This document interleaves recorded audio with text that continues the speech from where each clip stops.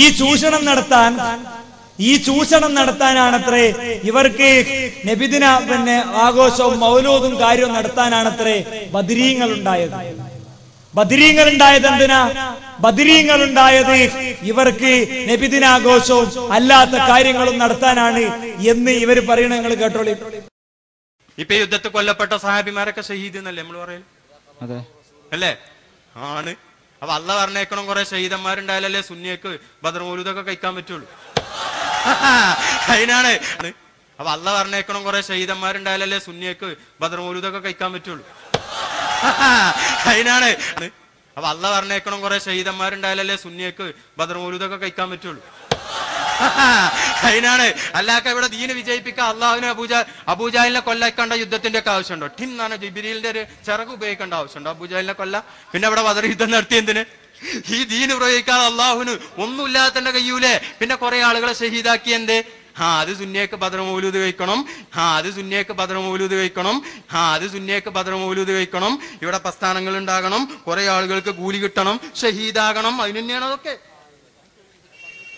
അല്ലെങ്കിൽ അബൂജാഹിലിനെ കൊല്ല ഇക്കണ്ട സാഹബത്തിന് എങ്ങനെ ഇറങ്ങാറാക്കണ്ട എന്താ ആവശ്യമുള്ളേ? പറച്ചോടിപ്പോ എന്തായാലും കഴിയുന്നില്ല. ഇപ്പൊ നമുക്ക് കണ്ടുകൂട്ടർക്ക് അഭിപ്രായ വ്യത്യാസമല്ലേ? ഈ മുസ്ലിയാർക്ക് കൈമടക്കം കിട്ടണം അല്ലേ സഹോദര? ഓർത്തു നോക്കൂ നിങ്ങൾ. റമളാൻ 17 അന്ന് സന്ധ്യാവേളയിൽ അള്ളാഹുവിന്റെ റസൂൽ റമളാൻ 17 തൊട്ട് മുമ്പത്തെ ദിവസം അള്ളാന്റെ പ്രവാചകൻ പുറപ്പെടുന്ന ഒരു രംഗമുണ്ട് അല്ലേ? എന്താ?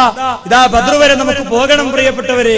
നമ്മളെ തകർക്കാൻ മക്കയിൽ, സ്വന്തം നാട്ടിൽ, സ്വന്തം ദേശത്ത് ജീവിക്കുന്ന ഒരു ജനപദം വിശ്വാസത്തിന്റെ പേരിൽ, ആദർശത്തിന്റെ പേരിൽ ബഹിഷ്കരിക്കപ്പെട്ടപ്പോ അവരുടെ എല്ലാം ഒഴിവാക്കിയിട്ട് കയ്യിൽ കിട്ടിയ മാറാപ്പും നുള്ളിപ്പുറക്കിയിട്ട് ചരിത്രത്തിൽ അവർ നടത്തിയ പലായനത്തിന് 1000 കിനാവുകളുടെ നിറച്ചാർത്ത് ഉണ്ടായിരുന്നെങ്കിൽ അവിടെ അഭയാർത്ഥി ക്യാമ്പിൽ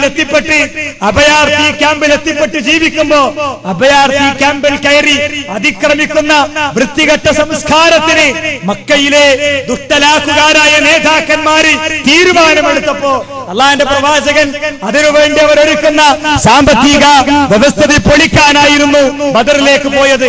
യുദ്ധത്തിനൊരുങ്ങാതെ പോയ ഒരു സംഘം സഹാബത്ത് നോക്കൂ നിങ്ങൾ.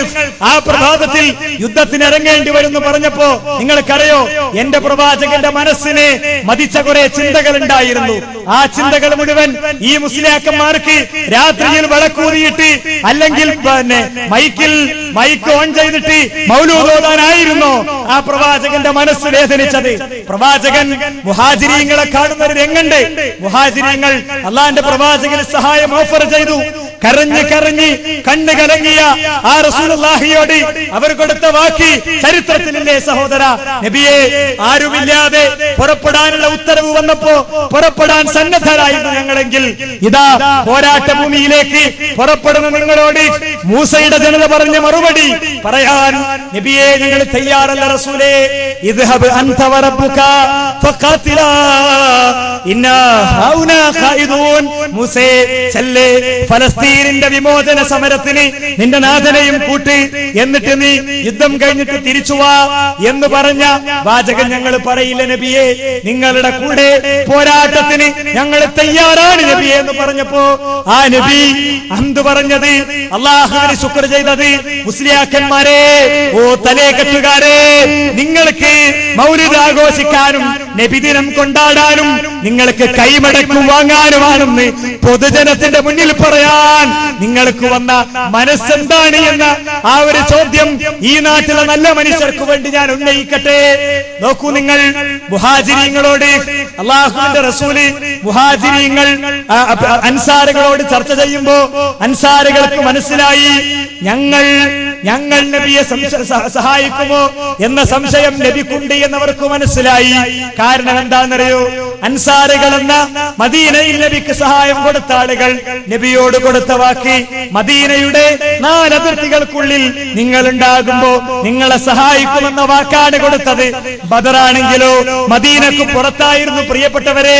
മാത്രമല്ല അപ്രതീക്ഷിതമായൊരു നേരം, ഒരു അസർ നമസ്കാരമോ മറ്റോ കഴിഞ്ഞിട്ട് അവര് വീടുകളിലേക്ക് തന്നെ തിരിച്ചു പോകാവുന്ന മാനസികാവസ്ഥയിൽ വന്നിട്ട് അവരുടെ പ്രിയതമമാർ അവർക്ക് വേണ്ടി നോമ്പ് തുറക്കാനുള്ള ഭക്ഷണവും പലഹാരവും ഒരുക്കി കാത്തു നിൽക്കുമ്പോ ഒരുപക്ഷെ ഇനി എന്റെ പ്രിയപ്പെട്ട ഭാര്യയുടെ അടുത്തേക്ക് താൻ തിരിച്ചെത്തില്ല എന്ന തിരിച്ചറിവുണ്ടാകുമ്പോ 313 ആളുകൾ പൊട്ടിയ വാളും കൊണ്ട് ആകെ 2 കുതിരയും കൊണ്ട് അവരുടെ കുടുംബക്കാർക്കെതിരിൽ, പിതാക്കന്മാർക്കെതിരിൽ, രക്ഷിതാക്കൾക്കെതിരിൽ, സഹായിച്ചവർക്കെതിരിൽ പോരാട്ടത്തിന് പോയത് മുസ്ലിയാക്കന്മാരെ, നിങ്ങൾക്ക് മൗലൂദ് ഓതാനും മൗലൂദിന്റെ ശേഷമുള്ള ചീരണി കഴിക്കാനുമാണെന്ന് ഈ സമുദായത്തോട് പറഞ്ഞെങ്കിൽ, ഹൃദയമുണ്ടെങ്കിൽ മാപ്പ് ചോദിക്കാൻ നിങ്ങൾക്ക് പറ്റിയിട്ടില്ലെങ്കിൽ ഞാൻ പറയുന്നു, നാളെ പരലോകത്ത് ഈ കാര്യം തിരുത്തിയിട്ടില്ല എന്നതിന്റെ പേരിൽ നിങ്ങൾക്ക് ഞങ്ങളെ കുറ്റവിചാരണ ചെയ്യാൻ കഴിയില്ല, ഞങ്ങളെ കോളറിന് പിടിക്കാൻ കഴിയില്ല.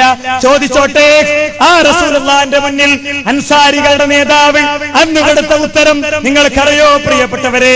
അള്ളാഹിന്റെ പ്രവാചകനോട് പറഞ്ഞു, നബിയെ, ആരുമില്ലാതെ മക്കയിൽ നിന്ന് ആട്ടിയോടിച്ചു വന്നപ്പോ സഹായിച്ചുവെങ്കിൽ ഇന്നിതാ ഞങ്ങൾ പറയുന്നു റസൂലേ, ഈ കാട് നിങ്ങളെ ഒരു മഹാസമുദ്രം ചൂണ്ടിക്കാണിച്ചിട്ട് ആ സമുദ്രം ചൂണ്ടിക്കാണിച്ചിട്ട് സമുദ്രത്തിലേക്ക് ഇറങ്ങണമെന്ന് ഞങ്ങളോട് പറഞ്ഞാൽ തിരേടിക്കുന്ന തിരമാലകൾ അടിക്കുന്ന സമുദ്രത്തിലേക്ക് ഇറങ്ങാൻ വരെ സന്നദ്ധരായ അൻസാരികളെ കുറിച്ച് നബിയെ അങ്ങനെ തെറ്റിദ്ധരിക്കായിരുന്നു എന്നുവരെ സ്വഹാബത്ത് ഉത്തരം കൊടുത്തത് നിങ്ങൾക്ക് ചീരണി കഴിക്കാനാണോ? നിങ്ങൾക്ക് കള്ളക്കഥകൾ കുത്തി നിറച്ച മാല പാടാനാണോ?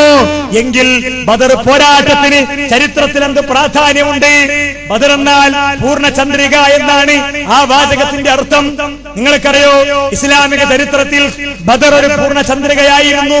അസ്തിത്വം നഷ്ടപ്പെട്ട ഒരു ജനവിഭാഗത്തിന് അല്ലാഹു അവർക്ക് കൊടുത്ത നെറ്റിത്തടം കൊണ്ട് അവനെ മാത്രം ആരാധിക്കാനുള്ള അവകാശം തേടി നടത്തിയ മഹത്തായ സമരം, സ്വാതന്ത്ര്യ സമരങ്ങളിലെ ഉജ്ജ്വലമായ പോരാട്ടം, തിന്മകൾക്കെതിരെയുള്ള ശക്തമായ കുതിപ്പ്, എല്ലാം നഷ്ടപ്പെട്ട ഒരു ജനത എല്ലാം നേടിയെടുക്കാൻ, അവർക്ക് നാളെ സ്വർഗം കിട്ടാൻ അവരെ പ്രവാചകന്റെ പിന്നിൽ അണിനിരന്ന മഹത്തായ പോരാട്ടത്തെ ഇത്തിരി പോന്ന വരി കൊണ്ട് അപഹസിച്ചവർക്ക് മാപ്പുണ്ടോ?